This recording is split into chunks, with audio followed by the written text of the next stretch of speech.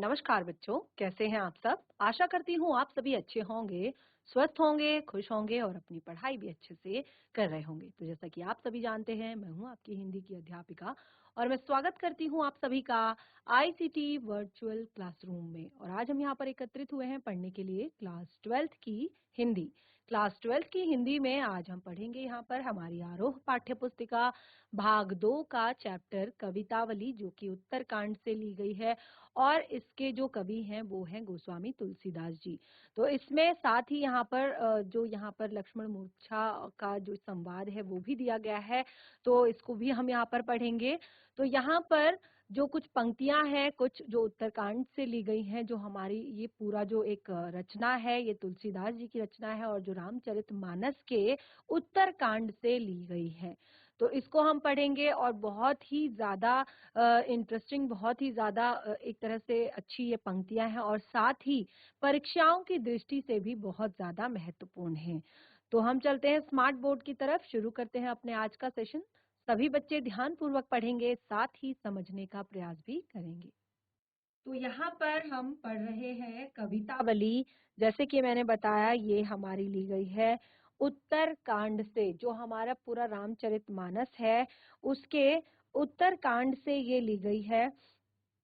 और देखिए यहाँ पर मैं आपको सबसे पहले तुलसीदास जी के विषय में यहाँ पर क्लियर करूंगी, तुलसीदास जी के विषय में बताऊंगी, उनकी जीवन परिचय, उनकी रचनाएं और उनकी किस तरह की भाषा शैली है, वो सारी चीजें हम यहाँ पर क्लियर करेंगे। तो सबसे पहले हम तुलसीदास जी के बारे में जान लेते हैं। देखिए, तुलसीदास जी को कहा जाता है कि वो भक्ति काल के सगुण, यहाँ पर भक्ति काल के सगुण धारा के जो वो हैं, एक कवि हैं। तो यहाँ पर देखिए, इनके बारे में सबसे पहले जानते हैं। दो अलग अलग यहाँ पर अलग अलग धाराएं बताई गई हैं, निर्गुण धारा और सगुण धारा, जिसमें देखिए चार अलग अलग जो आते हैं, जिसमें ज्ञानाक्षी शाखा है, प्रेमाक्षी शाखा है, राम भक्ति है और कृष्ण भक्ति काल है।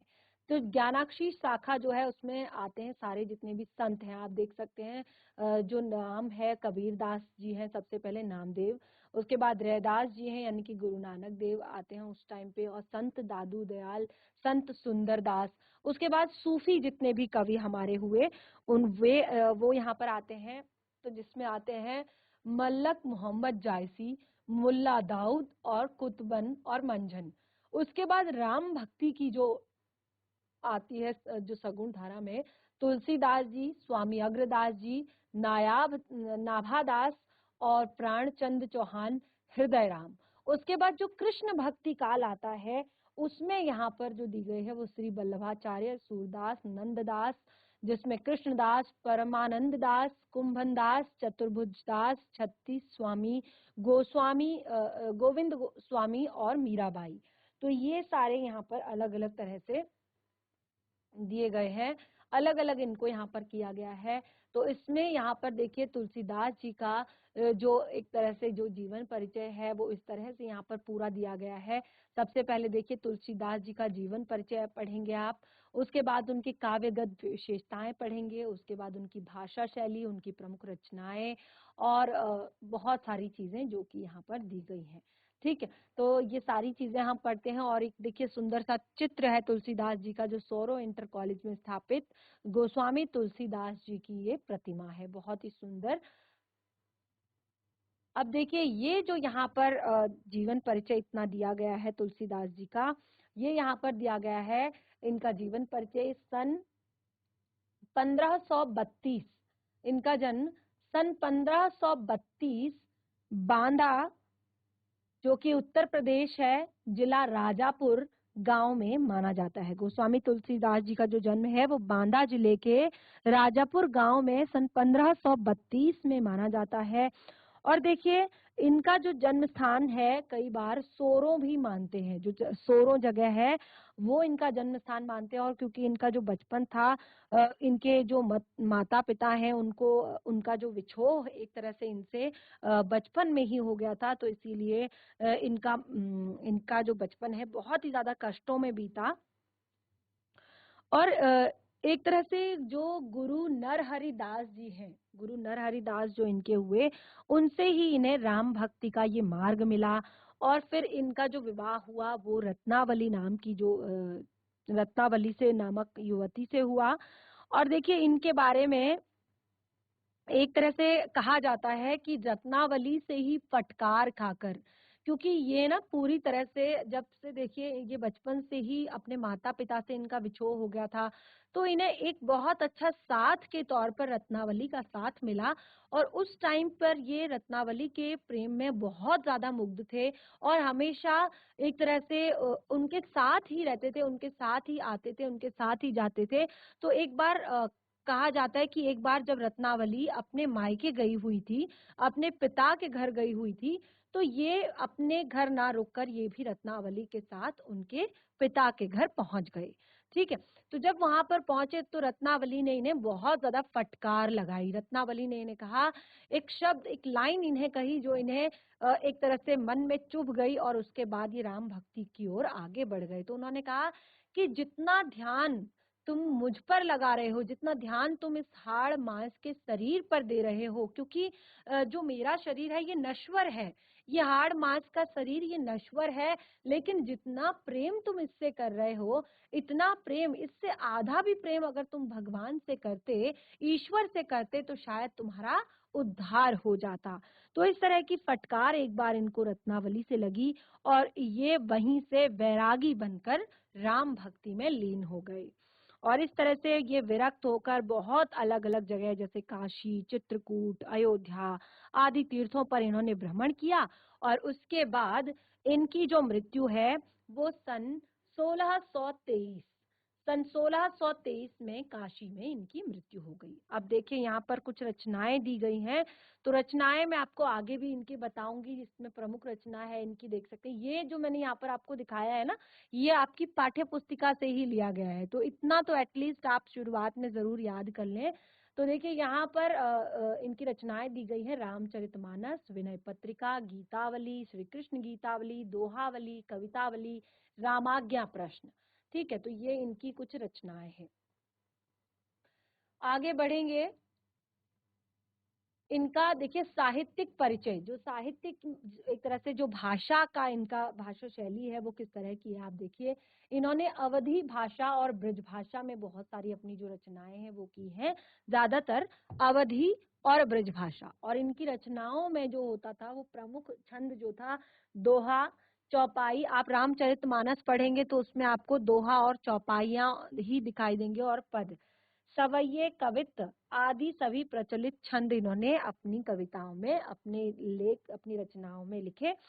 उसके बाद प्रमुख रस, इनके जो कविताएं हैं, इनके जो दोहा, चौपाइयां हैं, पद हैं, सवैये हैं, कवित्त हैं, उनमें ज्यादातर श्रृंगार रस है, शांत रस है, तथा वीर और रौद्र रस है, करुण रस भी और अद्भुत रस भी इनके रचनाओं में है। प्रमुख अलंकार, इनके प्रमुख अलंकारों में उपमा अलंकार, रूपक अलंकार, उत्प्रेक्षा अलंकार, दृष्टांत आदि, ये कुछ प्रमुख अलंकार इनकी रचनाओं में दिखते हैं। वर्ण विषय, यानी कि इन्होंने अपनी रचनाओं में कौन कौन से विषय वर्णित किए गए हैं, कौन कौन से विषय इन्होंने अपनी रचनाओं में, वो है सबसे पहला लोक जीवन और को सुखी और शांतिपूर्ण बनाना। इनकी जो एक तरह से रचनाओं में वर्णित विषय जो है वो लोक जीवन को कैसे सुखी और कैसे शांतिपूर्ण बनाया जाए, यही इनकी पूरी रचनाओं में है। और देखिए युग कौन सा था, वो शाखा कौन सी थी, भक्ति काल था युग, और राम भक्ति की शाखा थी। ठीक है, तो इसीलिए मैंने शुरुआत में ही आपको ये सारी चीजें बताई थी कि कौन सी शाखा में थे राम तुलसीदास जी। और उसके बाद देखिए इनकी काव्यगत विशेषताएं। तो काव्यगत विशेषताओं में, जब भी देखिए काव्यगत विशेषताएं मैं यहाँ पर आपको क्यों बता रही हूँ, क्योंकि जब आप सप्रसंग व्याख्या करेंगे तो आप उस काव्य की विशेषताएं भी बताएंगे।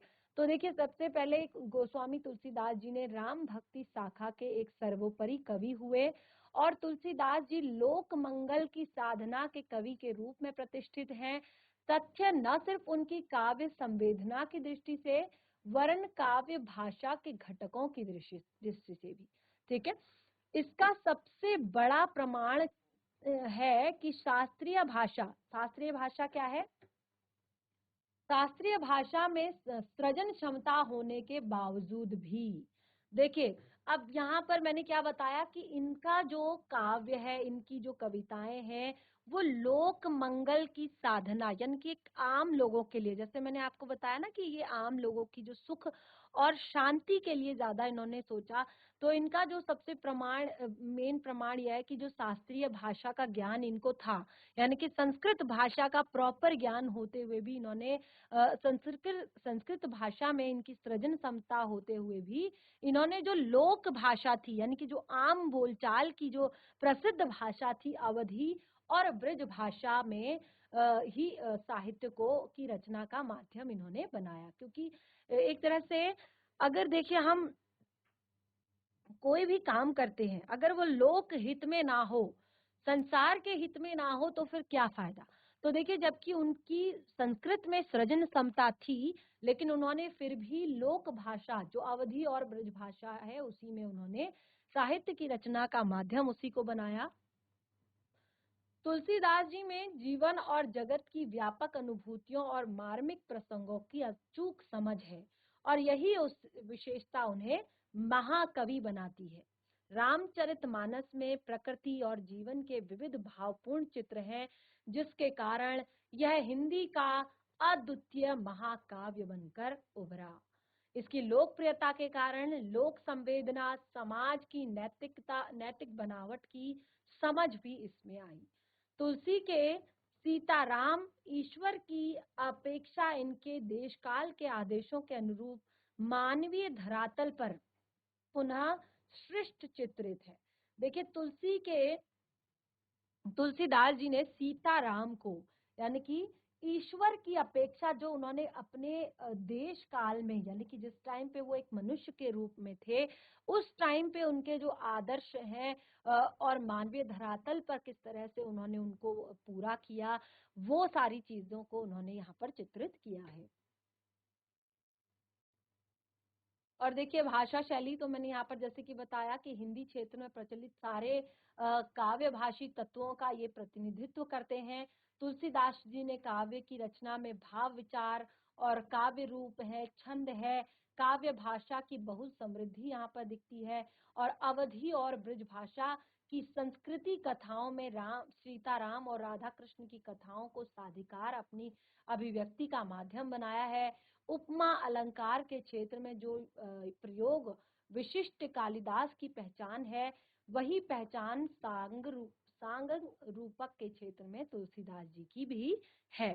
ठीक है, तो इस तरह से काफी सारी चीजें हमने यहाँ पर तुलसीदास जी के बारे में जानी। और देखिए इतनी सारी जो रचनाएं हैं, आप देख सकते हैं, रामचरितमानस, कवितावली, विनय पत्रिका, दोहावली, पार्वती मंगल, गीतावली, राम लला नछहु, रामाज्ञा प्रश्न, वैराग्य संदीपनी, हनुमान बहुलक, जानकी मंगल, ये आप देख सकते हैं। ये सारी रचनाएं जो है वो किसकी हैं? तुलसीदास जी की हैं। ये सारी रचनाएं किसकी हैं?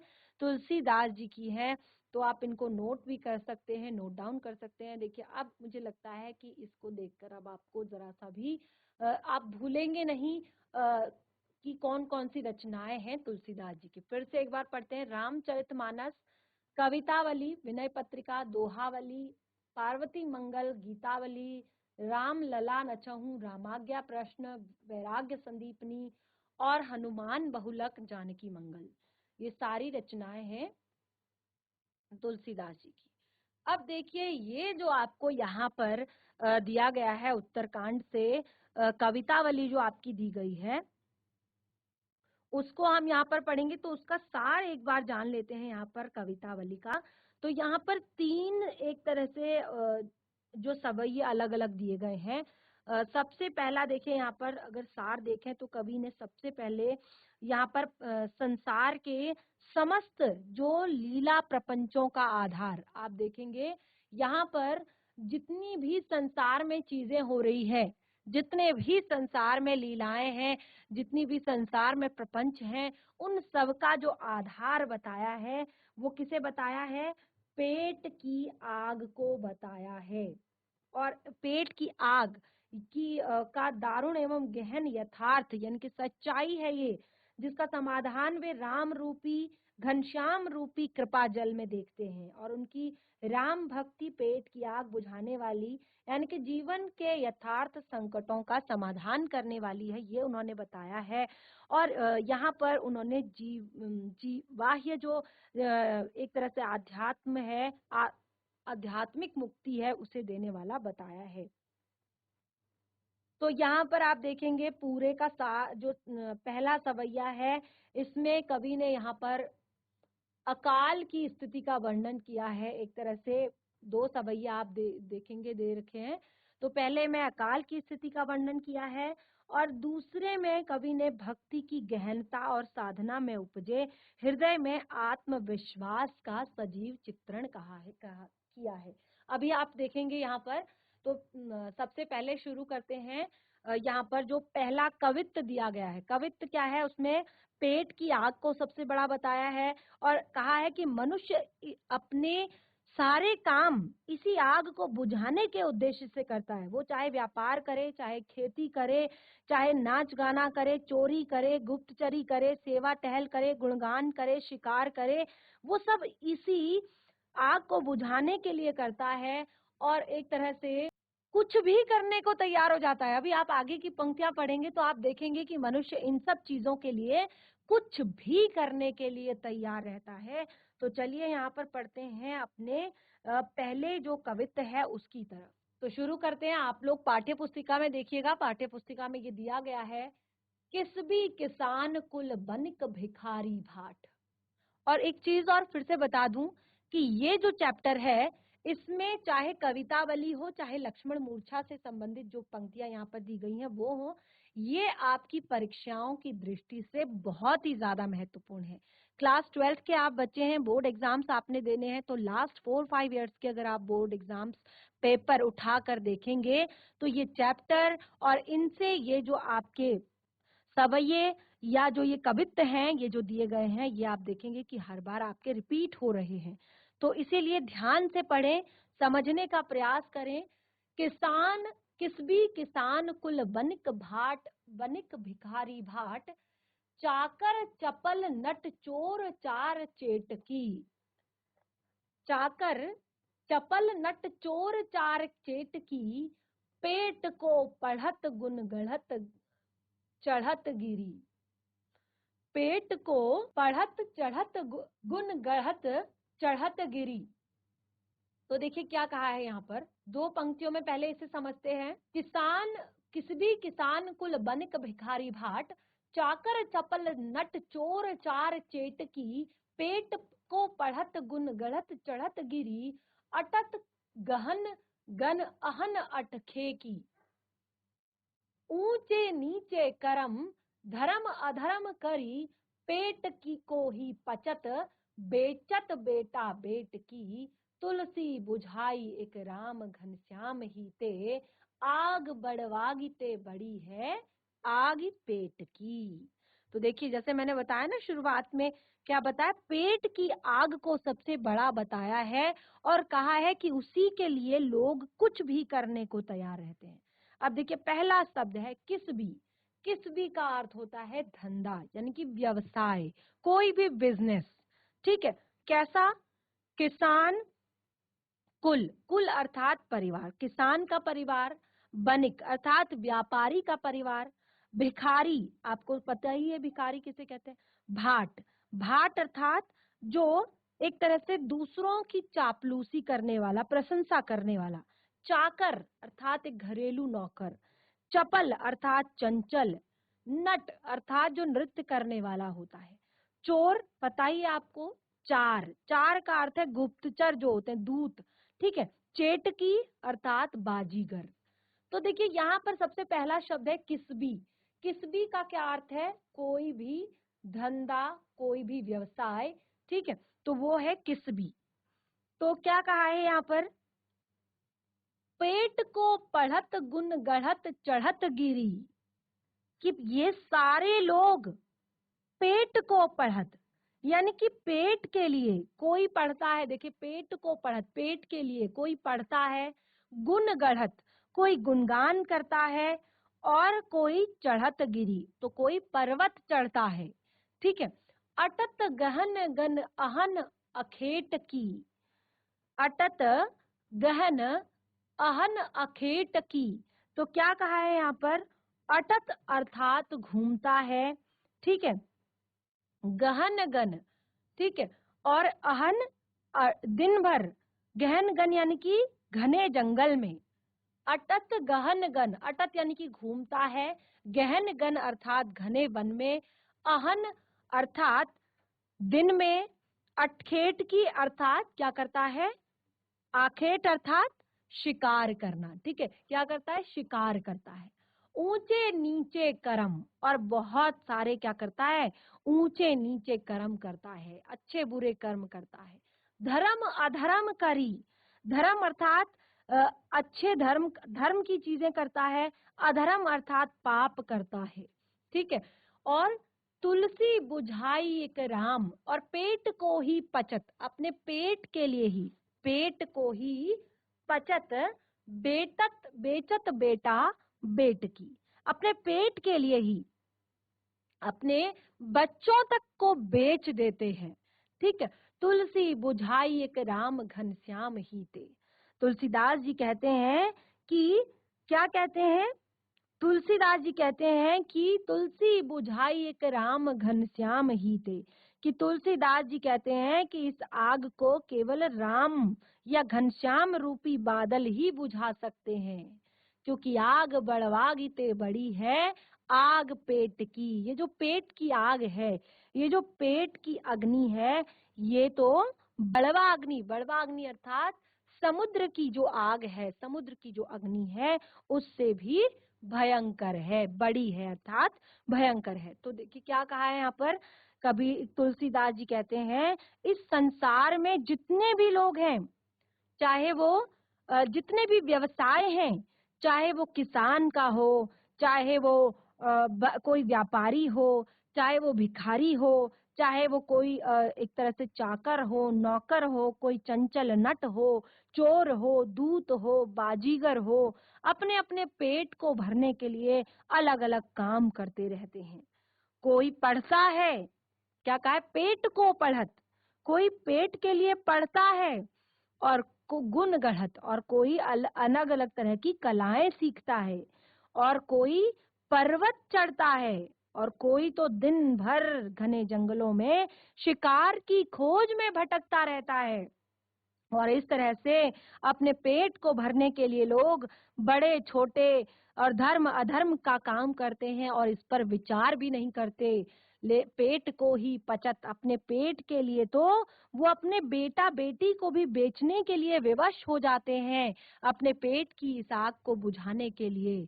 आग बड़वागी ते बड़ी है, पेट आग की। तो इस तरह से तुलसीदास जी कहते हैं कि अब ऐसी आग जो है वो केवल भगवान रूपी, जो भगवान के बादल रूपी जो एक तरह से वर्षा है, उसी से यह आग बुझ सकती है। तुलसी बुझाई एक राम घनश्याम ही ते।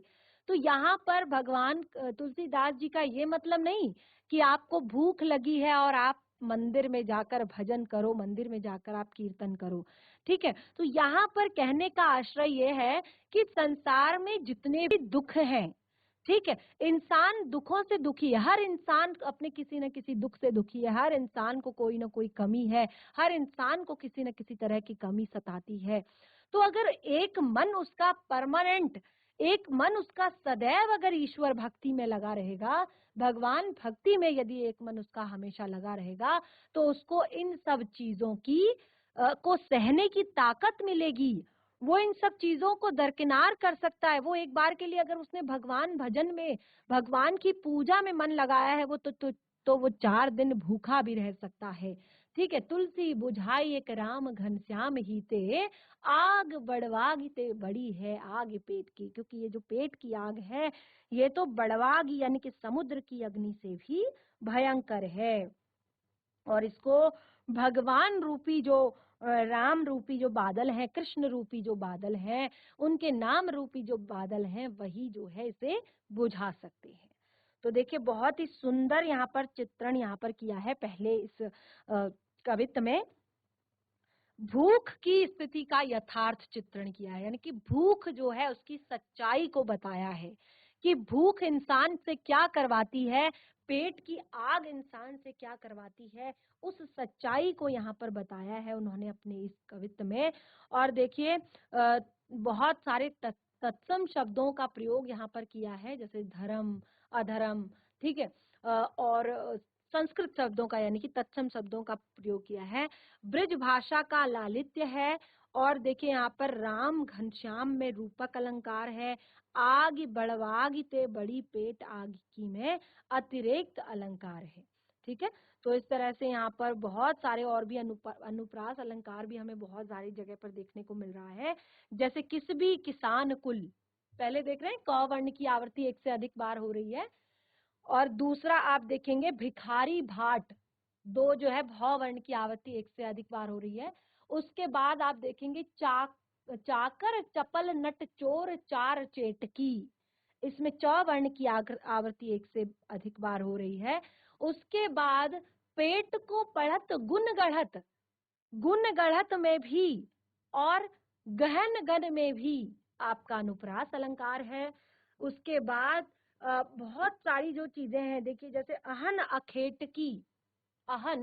अखेटकी में भी अनुप्रास अलंकार है। बेचत बेटा बेटकी, ब वर्ण की आवृत्ति एक से अधिक बार, बेचत बेटा बेटकी में ब वर्ण की आवृत्ति एक से अधिक बार हुई है। तो काफी सुंदर तरीके से अलंकारों का भी इन्होंने यहाँ पर प्रयोग किया है पहले अपने कवित्व में। अब देखिए उसके बाद क्या यहाँ पर बताया है, दूसरे को पढ़ लेते हैं हम, यहाँ पर दूसरे काव्यांश को पढ़ लेते हैं। और देखिए अभी हम केवल यहाँ पर समझ रहे हैं, अर्थ पढ़ रहे हैं, उसके बाद में इसकी सप्रसंग व्याख्या आप लोगों के लिए करूंगी। और साथ ही इसके अर्थ ग्रहण संबंधित, क्योंकि ये जो आपके कवित्व और सवैये हैं ना, ये आपके एग्जाम की दृष्टि से बहुत ज्यादा महत्वपूर्ण है। तो इसीलिए इनके इनके अर्थ की दृष्टि से भी यहाँ पर जो एक तरह से प्रश्न है उनको हम करेंगे। ठीक है, उसके बाद पढ़ते हैं खेती न किसान को। अब देखिए जो ये स्थिति है, दूसरा वाला जो मैंने आपको यहाँ पर बताया था कि यहाँ पर क्या किया गया है दूसरे वाले में, दूसरा जो यहाँ पर सवैया है उसमें अकाल की स्थिति का वर्णन किया है कि अकाल की स्थिति जब होती है तो किस तरह की सिचुएशन होती है, किस तरह की परिस्थितियां होती हैं, उस टाइम की स्थिति का वर्णन किया है। तो ध्यान से सुनिएगा, उसको पढ़ते हैं। खेती न किसान को, भिखारी को न भीख, बलि बनिक को बनिज, न चाकर को चाकरी। ठीक है, खेती न किसान को, भिखारी को न भीख, बलि बनिक को बनिज, न चाकर को चाकरी, जीविका विहीन लोग, सिद्धमान सोच बस, कहे एक एकन सो, कहे एक एकन सो, कहाँ जाई का करी, कहे एक एकन सो, कहाँ जाई का करी, बेदहु पुराण कही, बेदहु पुराण कही, लोकहु बिलोकत, सांकरे सबे पे राम रवा, सांकरे सांकरे सबे पे राम रावरे कृपा करी, सांकरे सबे पे राम रावरे कृपा करी, दारिद दसानन दबाई दुनि दीन बंधु, दारिद दसानन दबाई दुनि दीन बंधु, दुरति दहन देखी तुलसी हाहा करी, दुरति दहन देखी तुलसी हाहा करी। तो यहाँ पर क्या है देखिए, बहुत ही सुंदर यहाँ पर भी कुछ कठिन शब्द है। जैसे कहा है खेती न किसान को, भिखारी को न भीख, तो साफ क्लियर हो रहा है कि किसान के लिए खेती नहीं है और भिखारी को भीख नहीं है, बाली अर्थात कोई दान दक्षिणा नहीं है। ठीक है, बनिक को बिनज, ठीक है, बनिक को बिनज अर्थात जो बनिक अर्थात जो व्यापारी है, बिनज अर्थात उसका भी व्यापार चौपट हो चुका है। न चाकर को चाकरी, न चाकर को चाकरी, चाकरी अर्थात नौकरी, और जो चाकर है वो मतलब जो नौकर है, जो काम करने वाला आदमी है, उसके पास भी कोई नौकरी नहीं है। जीविका विहीन लोग सिद्धमान सोच बस। जीविका विहीन यानी कि रोजगार से रहित लोग जो हैं वो सिदयमान अर्थात दुखी हो रहे हैं और सोच अर्थात चिंता में डूबे हुए हैं। जीविका विहीन लोग सिद्धमान सोच बस, कहाँ जाए एकन सो, कहे एक एकन सो। एक एक से कहते हैं कि कहाँ जाएं और क्या करें। वेदहु पुराण कही, जो वेद पुराण है वो क्या कहते हैं, लोकं विलोकत।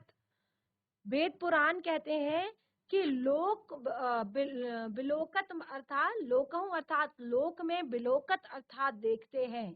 सांकरे सबे पर राम रावरे कृपा करी, यानी कि अब देखिए यहाँ पर भी कहा है कि जब ऐसा समय आ जाता है जब किसान को किसानी नहीं होती, खेती नहीं होती, भिखारी को भीख नहीं होती, कोई दान दक्षिणा का समय नहीं होता, वणिक यानी कि व्यापारी के पास व्यापार नहीं है, नौकर के पास नौकरी नहीं है, जीविका विहीन लोग यानी कि रोजगार रहित लोग जो है वो हमेशा दुख में डूबे हैं, सोच रहे हैं, बस चिंता में लगे हैं, एक एक से कह रहे हैं कहाँ जाए क्या करें।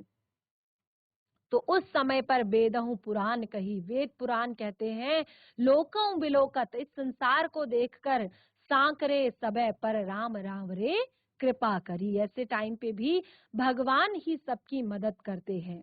तो देखिए इस तरह से यहाँ पर हमने पहला जो अपना कवित्त था उसको पढ़ा और साथ ही दूसरे सवैये को हम यहाँ पर पढ़ रहे हैं, और मैं आशा करती हूँ कि आप लोगों को ये अच्छे से समझ आ रहा होगा और आप इसको अच्छे से पढ़ पा रहे होंगे, समझ पा रहे होंगे।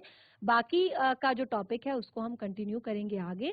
आज जो कुछ भी पढ़ाया है देखिए थोड़ा सा टफ आपको लग सकता है, तो इसको आप घर पर एक बार रिवाइज करें, घर पर पढ़ें, कोई भी डाउट हो तो उसे नेक्स्ट सेशन में जरूर क्लियर करें।